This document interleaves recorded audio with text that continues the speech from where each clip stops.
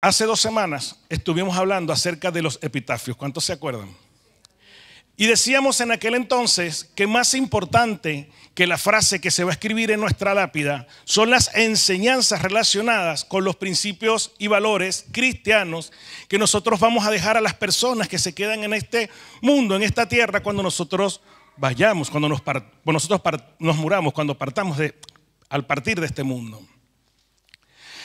Es la mejor herencia que nosotros podemos dejarle a nuestros seres queridos, esas enseñanzas. Para continuar, yo quiero pedirte que hagamos un ejercicio cuando yo digo la palabra herencia, que es lo primero que viene a tu mente. Más allá, si tuvieras que dejar una herencia a tu descendencia, ¿qué tipo de herencia quisieras dejarle? Piénsalo. Y más aún, si quisieras recibir una herencia, ¿qué herencia quisieras recibir? ¿Qué tipo de herencia quisieras que recibir, que te dieran? Porque, ¿qué es una herencia? Una herencia es todo aquello que una persona transmite a otras una vez que ha partido de este mundo. En este sentido, podemos clasificar la herencia en 2 tipos de herencia: la herencia tangible y la herencia intangible. Vamos a hablar de ello.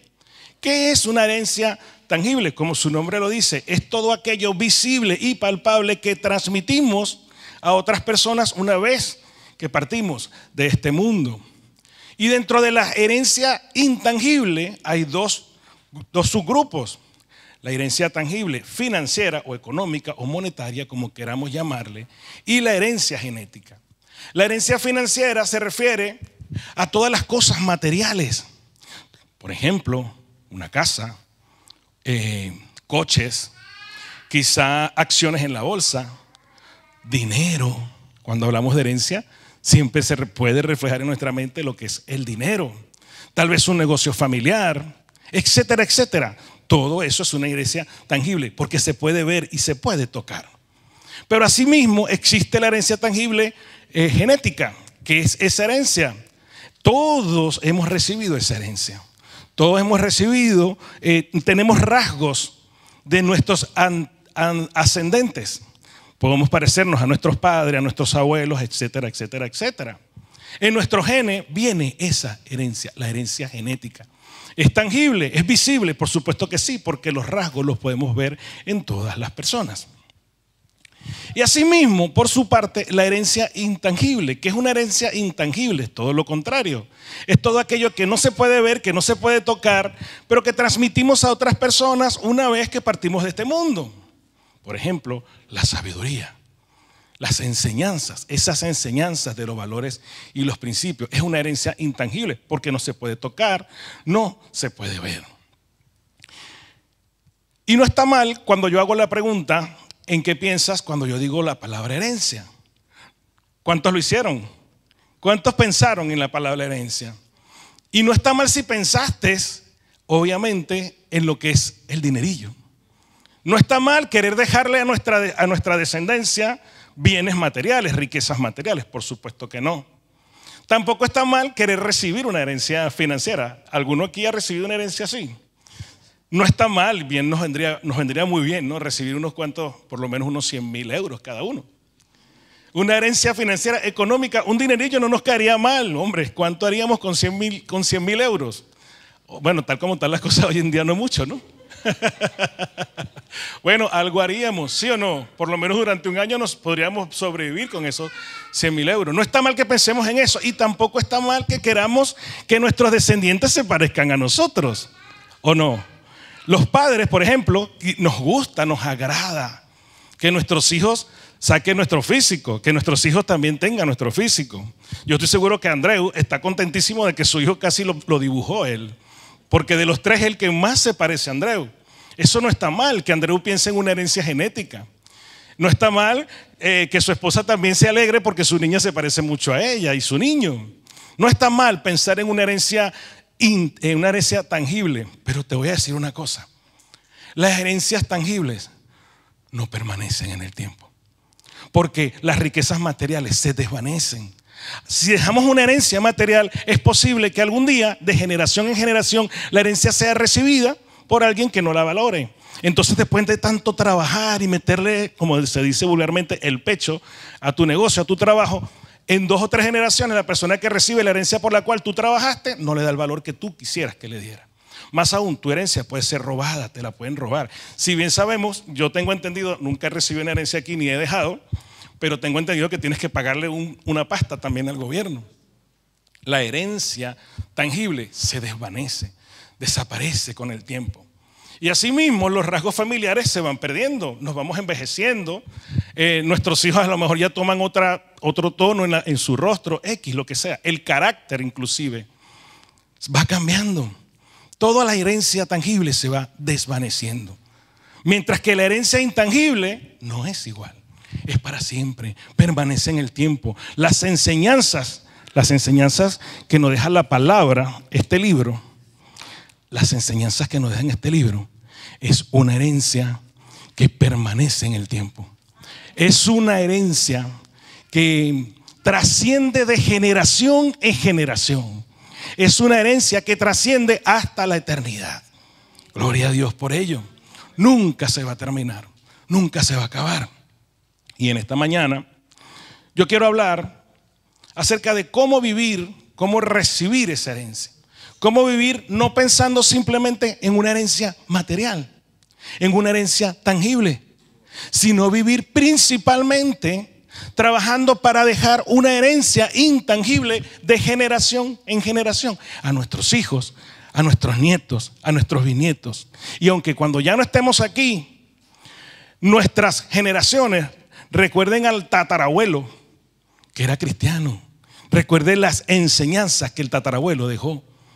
Porque las aprendió de la palabra. ¿Cuántos quieren hacer eso? ¿Cuántos les gustaría ser recordados por eso? La Biblia nos habla de una gran herencia que el Señor nos ha dejado. El Señor nos ha dejado una herencia completa. Una herencia que no es por partes, no es a medias. Y tampoco nos ha dejado una herencia por suertes. No ha sido por suerte que nosotros hemos recibido la herencia que Jesús nos ha dado. Ha sido ¿por qué? Por gracia, por su gracia hemos recibido la herencia que Jesús nos dejó. En el texto que hemos leído dice que los soldados, después de haber crucificado a Jesús, los soldados se repartieron los vestidos. Y me llama la atención porque dice en 4 partes, quiere decir que seguramente eran 4 soldados. Se repartieron los vestidos. Aquellos soldados hicieron eso por 2 motivos. Número 1, lo dice el texto, para que se cumpliese la escritura, la profecía que se había dicho. Repartieron entre sí mis vestidos. Y número 2, porque en aquel tiempo la costumbre era que cuando alguien era justiciado, se procedía a repartir las propiedades del ajusticiado. Entonces ellos repartieron a los pies de la cruz, estaban repartiéndose en 4 partes los vestidos del Señor. Y además dice que en cambio con la túnica del Señor no hicieron lo mismo. Aquellos soldados no repartieron la túnica, sino que dijeron vamos a echar suerte sobre ella y el que se la gane se queda con la túnica. ¿Saben por qué hicieron aquello? Dice el texto que la túnica de Jesús era una túnica de una única pieza. Era una túnica que no tenía costuras. Voy a explicar bien eso. Cada uno de vosotros tenéis una camisa puesta o un vestido. Toda la ropa que nosotros usamos está compuesta por diferentes trozos de tela que se cosen, las mangas, la parte de atrás, la parte de adelante, todo tiene una costura. La túnica del Señor no era así, era una sola pieza. Para que te hagas una idea más o menos, imagínate un mantel de una mesa, el mantel que se pone sobre una mesa. Es una única pieza, es una única tela, es algo más o menos así, pero así era la túnica del Señor Jesucristo. Ese tipo de túnicas tenía un coste, un valor monetario. Aquellos hombres quisieron echarlas a suerte porque el que se la ganara estaba obteniendo un bien con valor. Después podían venderla y obtener un dinerillo por ella. Un poco astutos aquellos soldados, porque sí que se repartieron los vestidos, pero la túnica se la echaron a suerte. Y ciertamente aquellos soldados no eran cristianos. Pero hoy en día nosotros los cristianos no somos muy diferentes a aquellos soldados. Porque hoy en día muchas veces nosotros como cristianos actuamos como ellos, repartimos la herencia que el Señor nos ha dejado, porque a nosotros sí nos ha dejado una herencia. Y la primera de la herencia, que de lo que estoy hablando ahora, son las vestiduras de Cristo. Suena un poco raro, ¿no? Hemos heredado las vestiduras de Jesús. Hemos heredado muchas cosas, pero siempre nos las repartimos. Actuamos como los soldados. Imagínense la escena. A los pies de la cruz, aquellos soldados estaban repartiéndose la ropa, los vestidos, y estaban jugando a los dados, porque echar a suertes en aquel tiempo era jugar a los dados. A los pies de la cruz estaban haciendo de alguna manera negocio y estaban jugando a los dados. Y muchas veces nosotros los cristianos a los pies de la cruz también nos repartimos. ¿De qué nos repartimos? El servicio al Señor. Nos repartimos el tiempo al Señor. Repartimos la ofrenda del Señor y repartimos la palabra del Señor. Voy a explicar mejor esto. No dice la palabra cómo hicieron ellos para repartirse los vestidos. Echaron suerte sobre la túnica, pero sobre los vestidos no hay un criterio establecido. Pero seguramente aquellos hombres se repartieron los vestidos a su conveniencia. Lo que ellos deseaban, lo que ellos creían que necesitaban, de acuerdo a los vestidos. Y eran 4 partes, cada uno se llevó la suya a su conveniencia. Y muchas veces nosotros servimos al Señor a nuestra conveniencia. Si no, tengo que hacer un mayor sacrificio y lo hago a mi manera, en lo que yo creo que es, en lo que yo quiero servir, no en lo que Dios me diga. Por otra parte, le dedicamos el tiempo al Señor, el tiempo que nos queda. Si no tengo un cumpleaños, si el viernes tengo que venir a la iglesia, pero me encuentro con unos amigos que tenía hace tiempo que no los veía, yo me voy con mis amigos. Porque el tiempo para mis amigos y el tiempo del Señor, ¿dónde queda? Me voy de vacaciones y no le dedico tiempo a la palabra, no medito en la palabra. Estoy tomando la herencia que el Señor nos dio, porque sabes una cosa, el tiempo es una herencia que el Señor nos ha regalado. El tiempo, el servicio es una herencia que hemos recibido de Jesús. Esta mañana hablábamos de eso, Jesús vino a servir y nosotros como herederos de Dios, como herederos del Señor, también vinimos a servir. Pero nos repartimos el servicio de acuerdo a lo que nosotros queremos. Lo mismo pasa con las ofrendas. Ofrendo con lo que me queda, con lo que me resta. Y la palabra nos enseña que las primicias tienen que ser para Él. Y con respecto a la misma palabra, nos encanta. ¿A cuántos les gusta leer la Biblia? A mí me encanta leer la Biblia. Reconozco que en muchos casos no entiendo lo que dice. Muchas veces la leo y tengo que ponerme, Señor, dime qué quiere decir esto. Todo lo que está escrito aquí, desde el Génesis al Apocalipsis, es una herencia para todos. Imagínense qué grande esa herencia que alcanza para toda la humanidad. Y sin embargo, muchas veces nosotros cogemos de esa herencia, recibimos de esa herencia solo lo que nos gusta, lo que nos conviene. Los proverbios, los versículos que dicen que vamos a tener prosperidad. Hay doctrinas que les encantan los versículos de la prosperidad. Se quedan con esos versículos. Nos quedamos con los versículos que nos hace promesa el Señor. Tu casa será para Cristo. Gloria a Dios. No está mal quedarnos con esos versículos. Pero entonces, ¿qué pasa con los textos que nos corrigen? ¿Qué pasa con los versículos, con los capítulos de la Biblia, con los libros que nos están corrigiendo? Entonces nos sentimos incómodos y lo dejamos a un lado. Escogemos la parte que nos conviene, como hicieron los soldados. Escogieron la parte de los vestidos que les conviene, que les gustaba, que querían. Y nosotros los cristianos actuamos de la misma manera muchas veces. Y lo mismo que hicieron con la túnica. Aquellos hombres estaban jugando a los pies de la cruz. Y muchos cristianos juegan con las cosas de Dios. Hay muchas iglesias, hoy en día sobre todo, que pelean, compiten por quién realmente tiene la verdadera doctrina. La única doctrina, la sana doctrina está escrita en este libro. No la tiene ninguna iglesia. No es de ninguna iglesia, es una herencia que hemos recibido del Señor. Y hay iglesias que juegan a ver quién es mejor que otra. Esas iglesias que compiten por quién tiene el mejor predicador, un predicador famoso. Vamos a ver a cuántos likes le dan a los predicadores de Génesis, pero cuántos likes le dan a los predicadores, me lo invento, esto es inventado, de Vilapicina. Y yo compito, nosotros nunca vamos a competir con nadie, mucho menos con nuestra amada iglesia Vilapicina. Estoy poniendo un ejemplo, quiero dejar esto bien claro. Y yo compito para ver quién predica mejor. Más allá, ahora se ve mucho el tema de la alabanza. Las iglesias compiten entre ellas, juegan con las cosas del Señor. En vez de pensar cuál es la iglesia que adora al Señor, porque la iglesia de Cristo es una sola.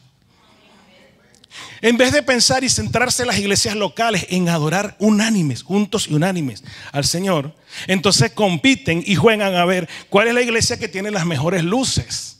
Nuestra iglesia perdería porque aquí solo hay 3 focos de colores, pero si ustedes se sorprenderían de ver iglesias donde lo que se hace es ver una discoteca. Iglesias que compiten por tener los mejor medios de producción. Eso sí, muy bien. Y yo me flipo porque yo los veo y digo, wow, qué bonito, me gusta, claro que me gusta. Pero eso no es lo principal, iglesia.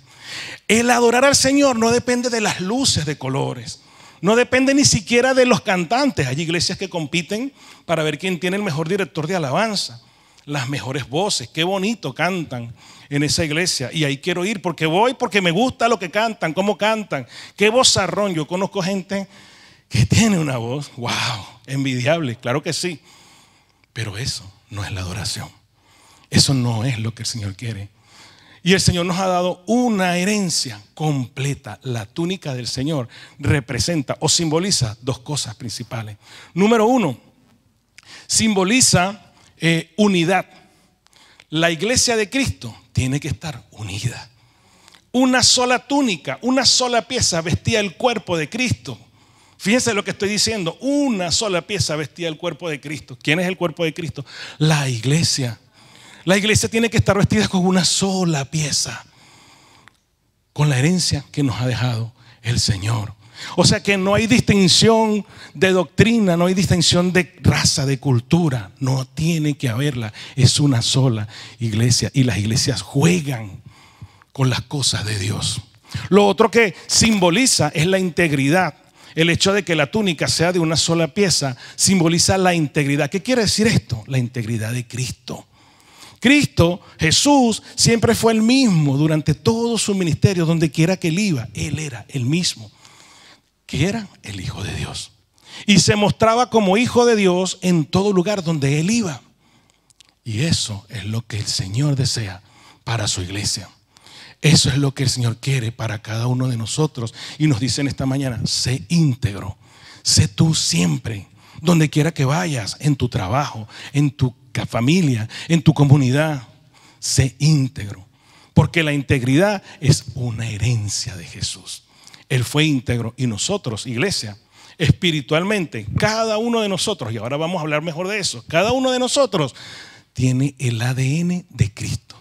Amén. Cada uno de nosotros ha heredado rasgos de Jesucristo. Gloria a Dios. Aleluya. Por eso es que todos somos guapos. Porque Jesucristo es guapo. Jesucristo es bello. Y nosotros también tenemos rasgos del Señor. Y lo segundo que quiero decir precisamente es eso. Según el texto, hemos heredado la familia de la fe. Voy a explicar esto. ¿Qué dice el texto? Dice que cuando Jesús estaba en la cruz, a los pies de la cruz, había muchas personas, bueno, diversas personas. Entre ellas estaba María, su madre, y estaba Juan, el discípulo amado. Todos conocen eso, ¿verdad? El discípulo amado era Juan. A él, cuando el Señor se refería al discípulo amado, se refería a Juan. Y el Señor, estando allí, le dijo, dirigiéndose a María, le dijo, mujer, he ahí tu hijo. Y dirigiéndose a Juan le dijo, he ahí tu madre. ¿Qué estaba haciendo el Señor allí? Dejándoles una herencia. ¿Qué herencia? Un vínculo familiar. Un nuevo vínculo familiar. El Señor en ese momento creó un nuevo modelo de familia. Ojo, no es ese modelo que se está inventando el mundo. Sí, para Dios sigue siendo varón y hembra los creó. Sigue siendo así y será así por la eternidad. Bueno, hasta que nos vayamos al cielo, que ahí ya no hay distinciones. Pero el Señor sigue creyendo en esa familia. Sin embargo, Jesús aquí está creando un nuevo vínculo familiar, la familia de la fe. María no era la madre de Juan, no era genéticamente, humanamente no era la madre de Juan. Juan no llevaba sangre de María, ningún gen de María. Pero Jesús le dijo, he ahí tu madre, he ahí tu hijo. Y eso es lo que el Señor quiere que hoy sea su iglesia. Que la iglesia sea esa familia, la familia de la fe. Y ahora ve, si seguimos leyendo, nos vamos a dar cuenta o vamos a entender que tanto Juan como María recibieron esa herencia sin negarse, sin objeción. Voy a explicar por qué. El texto dice, y desde aquella hora Juan recibió a María en su casa. Gloria a Dios. El Señor le dijo, he ahí tu madre, y María empezó a vivir en la casa de Juan. ¿Qué quiere decir eso? Que Juan aceptó el vínculo que el Señor le estaba dejando como herencia. Obedeció lo que dijo el Señor. Y no hay ningún texto en la Biblia que diga que María había puesto alguna objeción. María podía haber dicho, pero ¿qué dices? Yo no he parido a este hombre. ¿Cómo yo voy a ser madre de este hombre?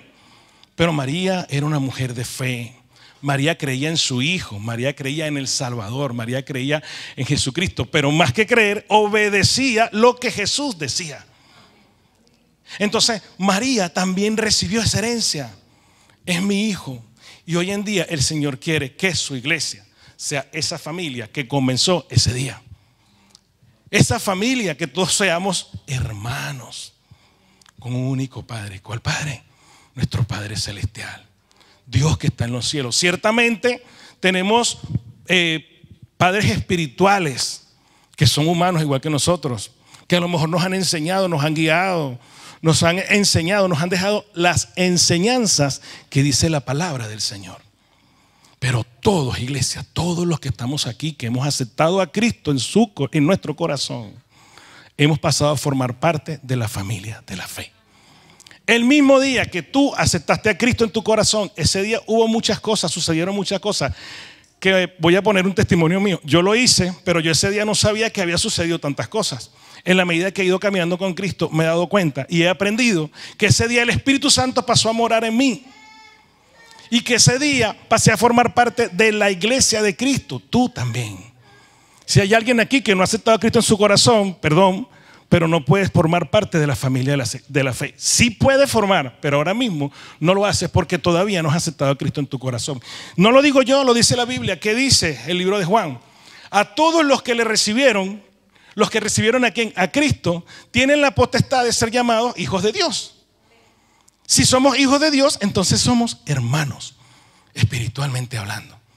Somos la familia de la fe. Hemos heredado la iglesia de Cristo. Y el Señor desea que ese vínculo que comenzó ese día continúe generación tras generación. Que sea una herencia que trascienda a la eternidad. Y asimismo sucedió en el libro de los Hechos. En el libro de los Hechos, capítulo 2, dice lo siguiente. En el libro de los Hechos, dice que la iglesia, ¿cómo estaba la iglesia en el libro de los Hechos? Juntos y unánimes. Juntos y unánimes. Cuando tengan tiempo, cuando lo deseen, pueden leer el libro de los Hechos, capítulo 2. Estaban juntos y unánimes, permaneciendo ¿en qué? En la doctrina, dice la palabra. Permaneciendo en las oraciones, permaneciendo en la alabanza, en la adoración, juntos y unánimes, perseverando juntos y unánimes, perseverando en la comunión unos con otros, ayudándose unos a otros, atendiendo las necesidades de todos, sin hacer acepción de personas, sin excluir a nadie. Así estaba la iglesia en el libro de los Hechos, la iglesia que nos muestra el Señor. ¿Y por qué no? En el libro de los Hechos, cuando lo leemos, vemos que estaban comiendo juntos. Qué bonito, ¿no? También comían juntos, iglesia, pero decía dos cosas: comían juntos, alegres, con humildad, con sencillez de corazón. Comían comida sólida, juntos. Y eso también el Señor quiere que suceda en la iglesia de Cristo, porque eso trae comunión entre los hermanos. Pero además que permanezcamos juntos y unidos, alimentándonos de su palabra, que es el alimento más importante, el alimento espiritual. Hemos recibido una gran herencia, una herencia completa, es para todos. Hasta ahora que hemos dicho, hemos recibido las vestiduras de Cristo y hemos recibido la herencia intangible de la familia de la fe. Pero ahora vamos a la parte final. Hemos recibido la herencia de la salvación y la vida eterna. Cuando el Señor Jesucristo, en el momento culminante de su crucifixión, cuando estaba ya a punto de morir, ¿qué dijo Jesús? Voy a leerlo nuevamente. Dice: consumado es. El versículo 30, cuando Jesús hubo tomado el vinagre, dijo: consumado es. Quiero que repitas conmigo nuevamente: consumado es. Consumado es una frase que se origina en el griego. No pretendo que nos las aprendamos, pero la voy a decir porque la practiqué. Tetelestai.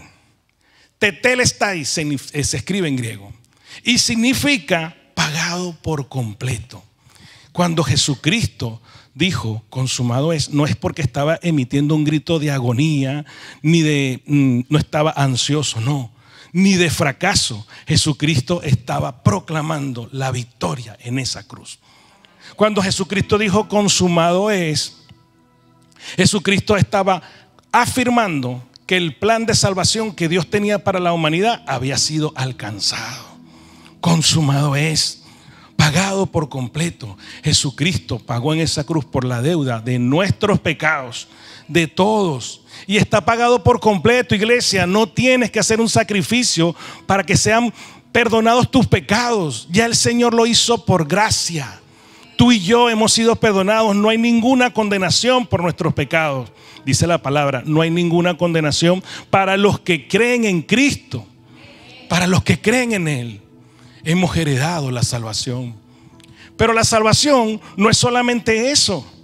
La salvación no es únicamente el que nuestros pecados hayan sido perdonados, sino que además, cuando Jesús dijo consumado es, nos está transfiriendo una nueva identidad. La identidad en Cristo Jesús. Y además de la identidad, estaba estableciendo una nueva relación entre nosotros y Dios. Recordemos lo que dice la palabra: el velo se rasgó. Ahora podemos acceder directamente a Dios. No necesitamos ninguna otra persona que hable con Dios por nosotros. Nosotros podemos hablar con Dios. ¿No te parece eso una preciosa herencia? Porque en el Antiguo Testamento podemos leer que las personas no iban directamente a Dios. Había un sumo sacerdote, ¿se acuerdan? Y era el que intercedía por el pueblo ante Dios. Ahora ya no es así. Ciertamente podemos interceder por nuestros hermanos, orar por ellos, por supuesto que sí. Pero eso no es una condición para que nosotros tengamos acceso a Dios. Podemos alcanzar al Padre a través de Jesucristo. Él es el camino, la verdad y la vida. Y por otro lado, la vida eterna no se va a cumplir solamente cuando nos vayamos de este mundo y a partir de ahí empezamos a vivir eternamente. No, iglesia. Tú y yo, todos los que hemos aceptado a Cristo como nuestro Salvador y Señor, estamos viviendo una vida eterna desde ese momento. Aleluya, gloria a Dios. Estamos viviendo en vida eterna. Ya hemos comenzado a vivir una vida eterna. ¿No te parece que no hay mejor herencia que esa, iglesia? Quiero ilustrarlo porque el Señor, con lo que hizo, nos dio una nueva oportunidad. Estábamos perdidos, sumergidos en nuestros pecados. ¿Cuántos le han dado una nueva oportunidad a otras personas? Las personas que nos han dañado, que nos han juzgado, que nos han hecho sentir mal, le hemos dado una nueva oportunidad, los perdonamos, porque muchas veces decimos sí, los perdonamos, pero no le damos una nueva oportunidad. Pues Jesucristo, a pesar de tus pecados, de mis pecados, de los pecados que cometemos todos los días, que hemos cometido y que vamos a cometer, siempre nos da una oportunidad, una nueva oportunidad. ¿Alguien conoce aquí la ley que han creado que se llama ley de segundas oportunidades? Sí, ¿verdad? Es una ley financiera. Jordi la conoce, creo que ya la ha usado, ¿no? La ley de segundas oportunidades, yo no soy muy estudioso de esto. Me lo estudié un poco para traer esta palabra en esta mañana. Y según lo que entendí, la ley de segundas oportunidades es una ley que consiste en darle la oportunidad a las personas para renegociar o cancelar las deudas financieras que tienen. Óigase bien, renegociar o cancelar las deudas que tienen. ¿Cuál es el objetivo? Que las personas no vivan en un ahogo financiero perpetuo, porque viven pagando intereses y darles un nuevo comienzo. Incluso me gustó porque dice que la ley de segundas oportunidades hasta permite que las personas continúen disfrutando de ciertos bienes. O sea que aunque estés endeudado, Yo lo entiendo de esta manera. Aunque estés endeudado, tengas una hipoteca, sigas disfrutando del piso que tienes. En algunos casos, no siempre. Y además, eso lo hacen manteniendo el equilibrio entre los derechos del acreedor y la dignidad del deudor. Eso en términos financieros, voy a repetir, un equilibrio entre los derechos del acreedor, es decir, el dueño del bien, y la dignidad del deudor. El Señor nos ha dado una nueva oportunidad. Y esa ley esa ley que se inventaron ahora ya existía en la palabra. Tú y yo éramos deudores. Y esa ley dice que nuestra deuda no está renegociada. Aquí en la ley de segundas oportunidades es para renegociar. No es renegociar, es para saldar tu deuda. Tú y yo ya no le debemos nada. Ya tenemos acceso al Padre. Ya Él pagó, Jesucristo pagó por nuestro pecado. La deuda está saldada. Consumado es, iglesia. Consumado es. La deuda ha sido pagada por Jesucristo. Y aún así podemos seguir disfrutando de las promesas del Señor. Podemos seguir disfrutando de las bendiciones del Señor. Él es el acreedor. A Dios le debíamos todo. Y seguimos disfrutando. Y el Señor sigue manteniendo sus derechos como dueño de nosotros. ¿Sí o no? Él es dueño de tu vida, ¿sí o no? Pero tú sigues disfrutando de las bendiciones del Señor. Y ya para finalizar, voy a leer varias cosas. Cuando nosotros queremos dejar una herencia, tampoco es que sea muy ducho en este tema, a lo mejor muchos de vosotros saben más que yo de esto, de términos legales, pero hay una serie de pasos que se tienen que ejecutar cuando yo quiero dejar una herencia, y también hay una serie de pasos que se tienen que ejecutar para recibirlas. En cada uno de los casos yo me quedé con 3 pasos, los voy a leer. El primer paso: redactar un para dejar una herencia. Si yo me muero, por supuesto, esto tiene que ser antes de morirnos, ¿no? Así que padres, ya vayan haciendo su testamento para sus hijos, para dejarle una herencia. Bueno, si tenéis algo que dejarle, ¿no? La hermana se ríe. Bueno, no sé, algún terrenito ya en Honduras, hermana, o algo, ¿no? Aunque usted tiene 3 hijos, creo, y tiene que repartirlo entre todos ellos. Yo no, nosotros tenemos una sola. Lo que yo voy a dejar es para una sola persona, nadie va a pelear por eso. Si nosotros queremos dejar una herencia a nuestros hijos, entonces tenemos primeramente que redactar un documento legal a través de un abogado indicando los bienes que poseemos y los herederos a quienes queremos dejarle esos bienes. Tenemos que firmar un documento legal. En el ámbito espiritual, Dios ha escrito un documento, su palabra. Y en este documento, iglesia, están los herederos. En este documento dice quiénes son los herederos. ¿Quiénes son? Los hijos de Dios. Lo dije hace un rato. Los hijos de Dios son los herederos. ¿Y cuáles son los bienes? También están escritos aquí. Todas las promesas del Señor, todo lo que el Señor nos ha dejado está escrito aquí. Ella hizo su testamento. ¿Cuál es el segundo paso? Firmar y legalizar el testamento ante un notario. La sangre de Cristo derramada en esa cruz selló el documento, selló el pacto de Dios con los hombres. Una vez que nosotros recibimos a Cristo en nuestro corazón, nuestros nombres entonces están escritos en el libro de la vida. Y el tercer paso para poder dejar una herencia es nombrar a una persona encargada de asegurar que el testamento se cumpla. Yo no sé, hay un nombre raro que se le dice, no lo recuerdo ahora. No es notario. No recuerdo, es un nombre muy raro, nunca había visto esa palabra. Pero bueno, es una persona que se tiene que encargar de que el testamento se cumpla. Si yo dejo en mi testamento, por ejemplo, me lo invento, voy a dejarle mi casa a mi hija, siempre y cuando ella tenga 4 hijos. Estoy inventado, porque yo quisiera que mi hija tuviera 4 hijos. Hombre, nosotros somos una familia muy pequeña. Somos apenas 3 hermanos y mi mamá y mi papá solo tienen 3 nietos. Mi hija y 2 nietos y 2 hijos de mi hija, de mi hermana. Y yo siempre he querido que mi hija tenga muchos hijos. Y para que ella pueda recibir esa herencia, yo dejo una persona, no recuerdo cómo se le dice, pero que se encargue de eso, de hacer cumplir el testamento, porque podemos dejar un testamento con condiciones. Dios también dejó un testamento con condiciones, iglesia. Dios es santo, es justo, pero también puso condiciones. ¿Cuáles? Que aceptemos a Cristo en nuestro corazón, que Él sea nuestro Salvador, que Él sea nuestro Señor. Entonces, dice la palabra que cuando Jesús subió al cielo, Jesús mismo dijo: enviaré al Consolador. Y ese Consolador, ¿quién es? El Espíritu Santo. Se encarga de que se cumpla lo que dice en el testamento. De que nosotros, porque lo que dice el testamento, ¿de quién es voluntad? Del que está dejando la herencia. Si yo dejo la herencia, es mi voluntad que mi hija haga tal y tal cosa, que nuestros hijos hagan tal y tales cosas. Es mi voluntad. La voluntad de Dios está en esta palabra, está en el testamento que Él ha dejado. Y el Espíritu Santo nos ayuda, nos guía para que esa palabra sea cumplida en nuestras vidas y podamos recibir esa herencia. ¿No te parece una buena noticia eso? Y eso en cuanto a dejar la herencia.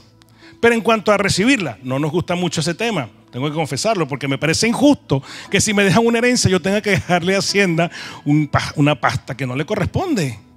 Hombre, mi mamá y mi papá se esforzaron mucho para dejarme una herencia. Yo tengo que aparte pagarle a Hacienda por ello. Dicen 3 pasos también. El primero, recibir notificación de la herencia. Espiritualmente, cuando nosotros hemos recibido a Cristo en nuestro corazón, es porque se nos predicó la palabra, el evangelio de Jesús.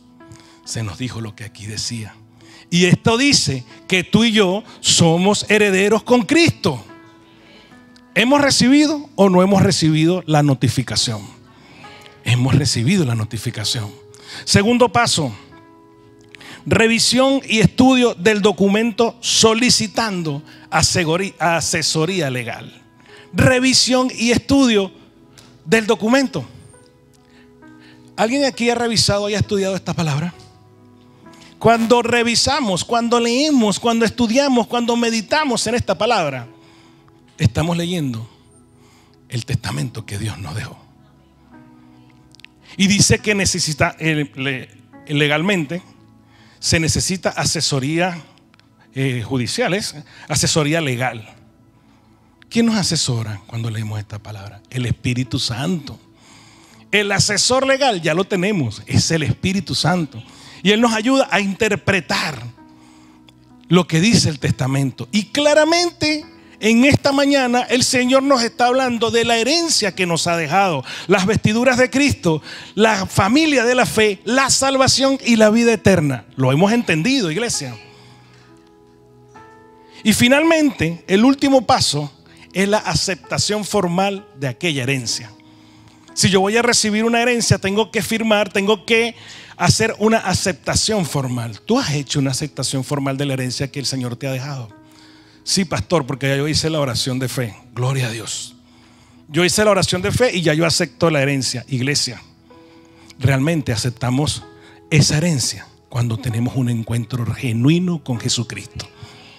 El decirlo de boca no te garantiza que tú estás aceptando esa herencia, porque hay personas que aceptan a Cristo en su corazón de boca, pero luego se dan la espalda y continúan su vida, haciendo su vida en el mundo.